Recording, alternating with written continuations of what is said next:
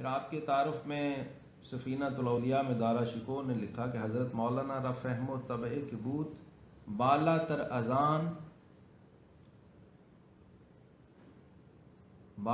اذان باشد و بسیار خوش خلق و خوش تکلم و شگفتہ بودن و متاعب ہائے لطیف می فرمودن. اس زمانے کے علماء کی طرح جو آپ کا ذوق لطیف ہے وہ بھی کمال درجے کا تھا، اور آپ کے ہاں بہت سارے لطائف مشہور ہیں مولانا کے، جو خوش طبی میں علمی انداز سے آپ گفتگو فرمایا کرتے تھے، وہ بھی علمی حلقوں میں بہت معروف ہوئی. اور ہمارے علماء کی یہ روایت رہی ہے کہ لطیفوں کے اندر بھی جو سینس آف ہیومر تھی، اس کے ذریعے بھی علم منتقل کیا کرتے تھے لوگوں میں. تو حج کے لیے جب مولانا نکلے تھے عراق سے، عراق کے علاقے میں جب پہنچے، راستے میں ظاہر اسٹے ہوتا تھا، رکتے رکتے جاتے تھے، اور استقبال ہو رہا تھا. مولانا جامی رحمۃ اللہ کی شہرت ان کی زندگی میں ہی پورے عالم اسلام میں پھیل گئی تھی، اور ان کی کتابیں درس میں شامل ہو گئی تھیں. تو لوگوں کو بڑی تجسس ہوتا تھا کہ مولانا جامی کو دیکھ ہی لیں، ان کی زیارت ہی کر لیں. بڑی جب سنا کہ حج پہ نکل رہے ہیں تو پھر ہر جگہ راستے میں لوگوں نے استقبال کا پروگرام رکھا جب تک وہاں نہ پہنچ جائیں، ہر شہر میں. اب عراق کے علاقے میں ہے تو وہاں ایک شیخ تھے، طریقت کے صوفی بزرگ تھے، ان کے مریدین جو ہیں یہ اونٹ کی کھال بطور لباس پہنتے تھے، اوڑھتے تھے اپنے شیخ کی تقلید میں. تو جب وہ ایک پورے یعنی قافلے کی شکل میں اور ایک پورے گروپ کی شکل میں آئے نا، اونٹوں کی کھال پہنے ہوئے سارے، اور بالکل براؤن اور اسی سٹائل سے آئے، اور اپنی طرف سے مولانا کا بڑا استقبال بھی محبت سے کیا، اور ایک جملہ بولا. مولانا کو دیکھ کر، ان کے چہرے کو دیکھ کے انہوں نے کہا کہ جمال الہی را دیدم، آپ کو دیکھا گویا ہم نے اللہ کا جمال دیکھ لیا. تو مولانا کی خوش طبعی اس درجے کی تھی، حاضر جوابی، فوری آپ نے فرمایا من ہم جمال الہی را دیدم، جمل سے فرمایا میں نے بھی اللہ کے اونٹوں کو دیکھ لی. اس طرح کا مزاج تھا مولانا کا فوری. یوسف زلیخا تحفۃ الاحرار آپ کی مثنوی ہے بڑی مشہور، صبحۃ الابرار ہے، نفحات الانس ہے، شواہد النبوت ہے، لوائے بہارستان جو آپ کی کتاب ہے وہ اسی طرح کے اس پہ مشتمل ہے.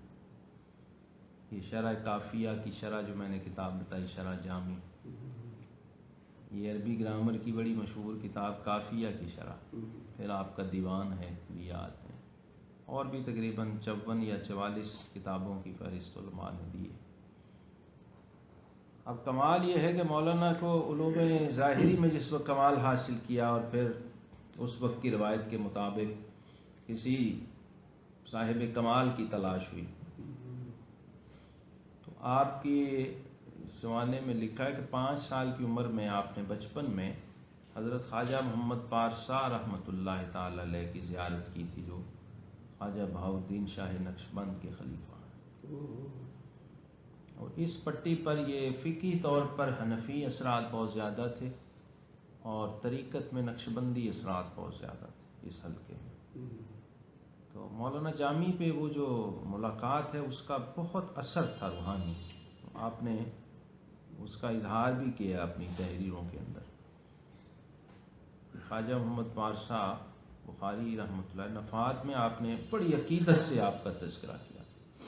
تقریباً آپ کی عمر اس وقت 65 سال تھی. آپ کے الفاظ ہیں کہ امروز 60 سال است کے ہنوز صفائی طلعت منور ایشان در دل من و ہمانا کے رابطہ اخلاص و اعتقاد و ارادت و مجتبی کے ان فقیر را نسبت بخاندان خواجگان قدس اللہ تعالی ارواحہم واقعست برکت ایشان بودا باشد و امید میدارم کہ بیمن ہمین رابطہ و در زمرہ محبان و مخلصان ایشان محشور گردم. 60 سال بعد بھی اس 5 سال کی عمر میں ان کی زیارت کے اثرات آج تک میرے دل پہ ہیں. اور اس کی روحانی تجلیاں اور وہ اخلاص، وہ اعتقاد و ارادت کہ جو اس فقیر کو اس خاندان خواجگان نقشبندیہ قدس سرہ العزیز سے ہے، وہ حضرت کی اسی زیارت کی برکت ہے۔ کہتے ہیں کہ میں امید رکھتا ہوں کہ اسی رابطہ و زیارت کی برکت سے اللہ تعالیٰ مجھے ان کے چاہنے والوں میں اور ان کے محبین کے اندر شمار فرمائے۔ اس ملاقات اور زیارت کا جو اثر ہے وہ ہمیشہ آپ پہ رہا تا حیات، اور اسی کا نتیجہ تھا کہ پھر آپ اسی سلسلہ نقشبندیہ کے اندر حضرت سعد الدین قاشقری رحمۃ اللہ تعالی علیہ ان سے مرید ہوئے اور ان سے فیض حاصل کیا۔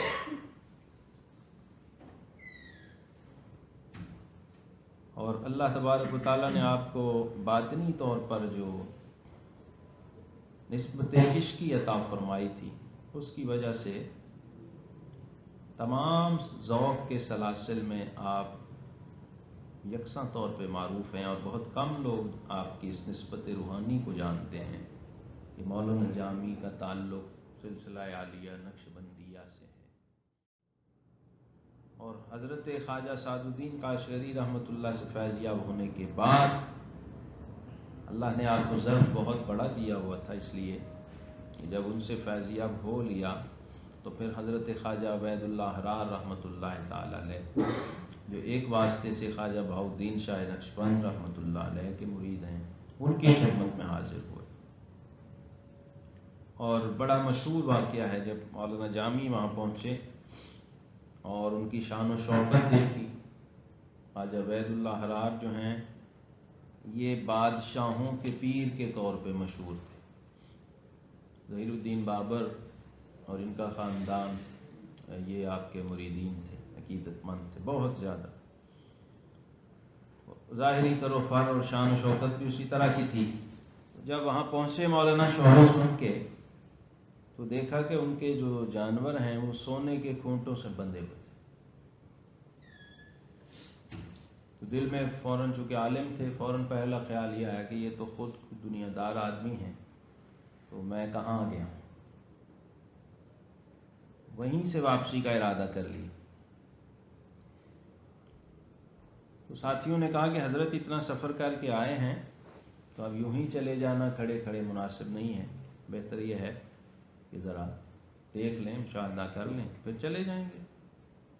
اب رات جب وہاں ٹھہرے، حضرت سے ملاقات ہوئی، انہوں نے کہا یہاں قیام کیجئے، پھر صبح باقی بات صبح کریں گے۔ سوئے تو خواب میں دیکھا کہ حشر کا میدان ہے اور فرشتے مولانا کو پکڑ کے لے جا رہے ہیں کہ فلاں صاحب کا آپ کی طرف کچھ قرض نکل آئے، کچھ حساب نکل آئے، وہ ادا کیجیے۔ وہ قرض خواہ جو ہے وہ مطالبہ کر رہا ہے۔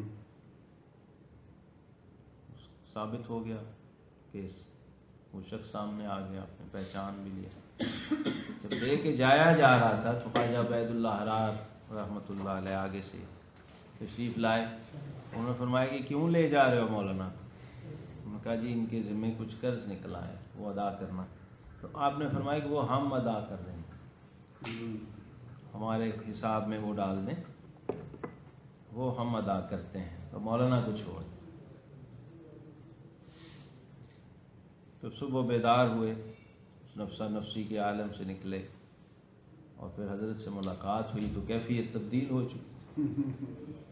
پھر عقیدت سے بیٹھے، وہ گفتگو شروع ہوئی تو انہوں نے فرمایا کہ مولانا یہ جو آپ نے سونے کے کھونٹے دیکھے ہیں، یہ سونا سارے کا سارا در گلس نہ در دل، یہ سارا زمین کے اندر ہم نے ٹھوکا ہوا ہے، دل میں نہیں، زمین میں اتارا ہے، دل میں نہیں اتارا۔ تو مولانا پھر مرید ہوئے، استفادہ کیا۔ یہ جو آپ کی مثنوی تحفۃ الحرار ہے، یہ خواجہ عبید اللہ حرار کی نسبت سے ہے، اور سب انہیں کی منقبت میں منظوم ہے ساری مثنوی، اور مشائخ نقشبندیہ کی شان میں ہے۔ سکہ، اس کا ایک شعر ہے، سکہ کے در یسرب و بطحا زدن، نوبت آخر ببخارا زدن۔ اور حضرات نقشبندیہ کی شان میں پھر آپ نے بہت لکھا کہ